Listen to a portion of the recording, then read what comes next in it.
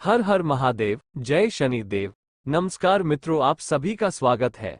आज हम आपको बताएंगे कि सोने के बाद आत्मा कहाँ जाती है। दोस्तों, जैसा कि आप सभी को मालूम है कि जब हम सब गहरी नींद में होते हैं तो हम सब स्वप्न देखते हैं और स्वप्न में कुछ भी देख सकते हैं। कहीं के भी दृश्य हमें स्वप्न में दिखाई देते हैं।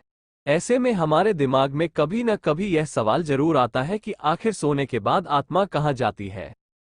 दोस्तों, गीता में भगवान श्री कृष्ण ने अर्जुन को उपदेश देते हुए कहते हैं कि इस आत्मा को न तो शस्त्र काट सकते हैं, न ही इसे अग्नि जला सकती है, न ही इसे जल गला सकती है और न ही इसे वायु सुखा सकती है।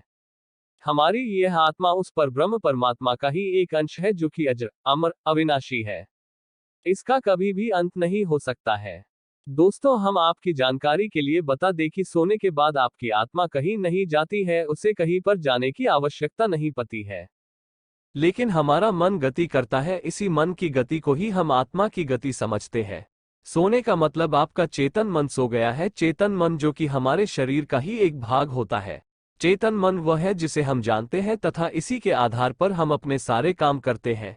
ये हमारे मन की जागृत अवस्था होती है। हमारे मन में जितने भी अच्छे बुरे विचार आते हैं वो सब चेतन मन की ही देन है।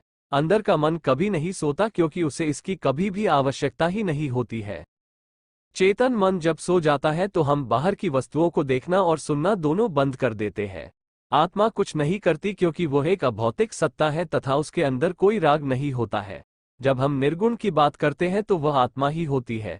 जब हम सो जाते हैं तो हमारा अचेतन मन आत्मा के साथ मिलकर क्रियाशील हो जाता है।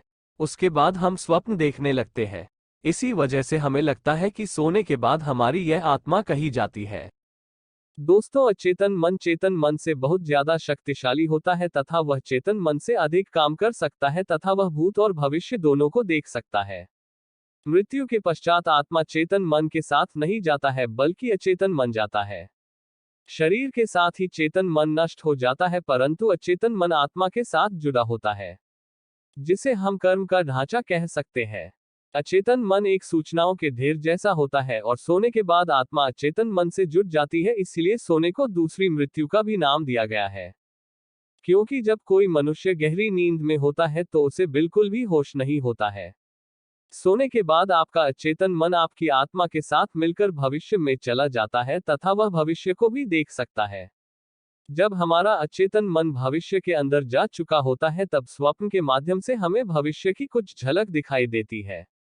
इस तरह के स्वप्न तब आते हैं जब हमारा अचेतन मन भविष्य के अंदर जा चुका होता है। आपको कभी कभी ऐसा आभास होता है कि कुछ बुरा होने से पहले आपका मन विचलित हो जाता है, जो कि अचेतन मन के संकेत है। हमारा अचेतन मन भविष्य के बारे में कैसे जान लेता है, इसके बारे में कुछ कहना बड़ा कठिन है तथा इसका आधार क्या है ये भी कहना कठिन है। लेकिन ऐसा माना जाता है कि जो भौतिक जगत के अंदर घटित होता है वह उससे पहले सूक्ष्म जगत के अंदर घटित हो चुका होता है। इसका मतलब यह है कि हमारे साथ पहले सूक्ष्म जगत में घटना घटित होती है तथा उसके बाद ही उसका असर भौतिक जगत पर पड़ता है। दोस्तों, आत्मा एक सहयोगी है तथा यह मात्र सहयोग कर सकती है। इसके कारण यह संभव है कि सोने के बाद दूसरी संभावना यह है कि आपका अचेतन मन भूतकाल को देख सकता है। भूतकाल का मतलब जो घटित हो चुका है और उसके अंश आपके अंदर मौजूद है, लेकिन चेतन मन उन तक नहीं पहुंच सकता है, लेकिन अचेतन मन इन तक आसानी से पहुंच सकता है।